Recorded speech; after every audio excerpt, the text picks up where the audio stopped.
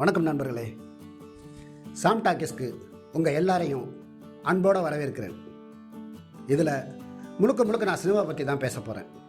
அதுலேயும் தமிழ் சினிமாவை பற்றி தான் அதிகம் பேச போகிறேன். அதுலேயும் கொஞ்சம் அதிகமாக ஸ்கிரிப்டை பற்றி பேச போகிறேன். அது என்ன ஸ்கிரிப்டுக்கு அவ்வளோ இம்பார்ட்டன்ட்னு தோணலாம். உலக புகழ்பெற்ற இயக்குனர் ஆல்பர்ட் ஹிச்காக் ஒரு தடவை சொன்னார், ஒரு சிறந்த திரைப்படத்தை நீங்கள் இயக்கணும்னா உங்களுக்கு முதல்ல 3 விஷயம் தேவை. 1 ஸ்கிரிப்டு, 2 ஸ்கிரிப்டு, 3 ஸ்கிரிப்டு. அதுக்கப்புறம் தான் எல்லாமே. அந்த ஸ்கிரிப்டை பற்றின ஒரு துவக்கத்தை தான் இந்த எபிசோடில் நம்ம பார்க்க போகிறோம். வாங்க ஸ்டார்ட் பண்ணலாம். அதுக்கு முன்னாடி ஒரு விஷயம், ஸ்கிரிப்டை பற்றி பேசுகிற அளவுக்கு இவன் என்ன பெரிய ஆளான்னு ஒரு சிலருக்கு தோணலாம். நான் அவ்வளோ பெரிய ஆள் கிடையாதுங்க. என் குரு பாக்கியராஜ் சாரோட கதை விவாதங்களில் நான் கற்றுக்கிட்ட விஷயங்களும், நான் பார்த்த என்னை பாதித்த படங்கள்லேருந்து கதை சம்பந்தமாக நான் கற்றுக்கிட்ட விஷயங்களையும் தான் உங்ககிட்ட நான் ஷேர் பண்ணுறேன். மற்றபடி நான் இப்போவும் கற்றுக்கிட்டு இருக்க ஒரு சாதாரண திரைப்பட எழுத்தாளர் தான். வாங்க எபிசோடுக்குள்ளே போகலாம்.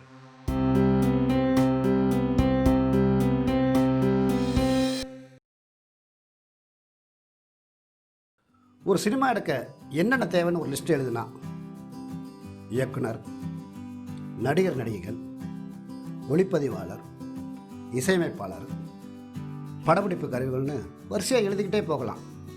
ஆனால் அதில் முதல்ல எழுத வேண்டியது கதை. ஏன்னா ஒரு சினிமாவுக்கான ஆரம்ப புள்ளி அதுதான். ஆரம்ப புள்ளி மட்டும் இல்லைங்க, அஸ்திவாரமும் அதுதான். அந்த கதை மேலே தான் எல்லாமே கட்டமைக்கப்படுது. ஒரு இயக்குனர் ஒரு கதையை தான் இயக்குறார். நடிகர் நடிகைகள் அந்த கதையில் உள்ள கதாபாத்திரங்களுக்கு தான் நடிக்கிறாங்க. ஒரு இசையமைப்பாளர் அந்த கதையில் உள்ள சூழலுக்கு தான் இசையமைக்கிறார். ஸோ அந்த கதை தான் ஒரு பிளாட்ஃபார்மாக இருக்குது. அது மேலே தான் எல்லாருமே செயல்படுறாங்க.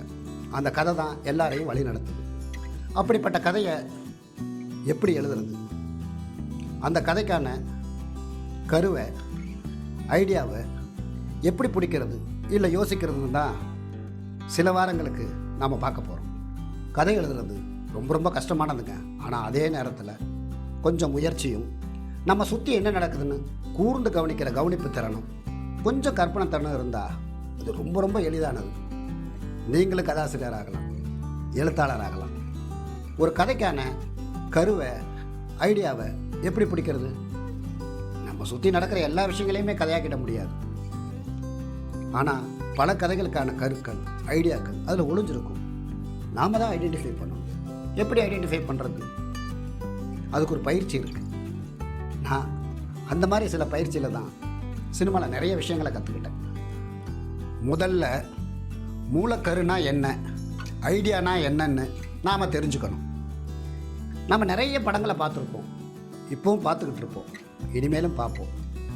அப்படி நாம் பார்த்துக்கிட்டு இருக்க படத்தில் அந்த படத்தோட மூலக்கரு எதுன்னு கவனிக்கணும். ஏன்னா அந்த மூலக்கரு தான் அந்த படத்தோட ஆணிவேர். சில உதாரணங்களை சொல்கிறேன், பாருங்க. காதலில் தோல்வி அடைஞ்ச ஒருத்தனும் காதலில் தோல்வி அடைஞ்ச ஒருத்தையும் சந்திச்சா என்ன நடக்கும்? அதுதான் நிறமாறாத பூக்கள். கணவன் சரியில்லாதனால வீட்டை விட்டு வெளியேறின ஒருத்தையும், மனைவி சரியில்லாதால வீட்டை விட்டு வெளியேறின ஒருத்தனும் சந்திச்சா என்ன நடக்கும்? அதுதான் புது அர்த்தங்கள். தண்ணி அதிகமாக இருந்ததால் தன் துணையை இழந்த ஒருத்தியும், குடிக்க ஒரு டம்ளர் தண்ணி கூட இல்லாததால் தன் துணையை இழந்த ஒருத்தனும் சந்திச்சா என்ன நடக்கும்? அதுதான் வைதேகி காத்திருந்தார். இப்படி நிறைய உதாரணங்களை சொல்லிட்டு போகலாம். லேட்டஸ்டாக கூட சில உதாரணங்கள் இருக்கு. நாம் உருவாக்கின ஒரு விஷயம் நமக்கு எதிராக நின்று பிரச்சனை பண்ணால் அதை எப்படி அடக்கிறது? அதான் சங்கர் சாரோட எந்திரன். இசையையே தன் தொழிலாக வாழ்க்கையாக அமைச்சுக்கிட்ட ஒருத்தனுக்கும், செவிதிறன் குறைபாடு உள்ள சத்தமே கேட்காத ஒருத்திக்கும் காதல் வந்தால் என்ன நடக்கும்? அதான் ராதாமோகன் சாரோட மொழி. இப்படி நிறைய சொல்லிட்டு போகலாம்.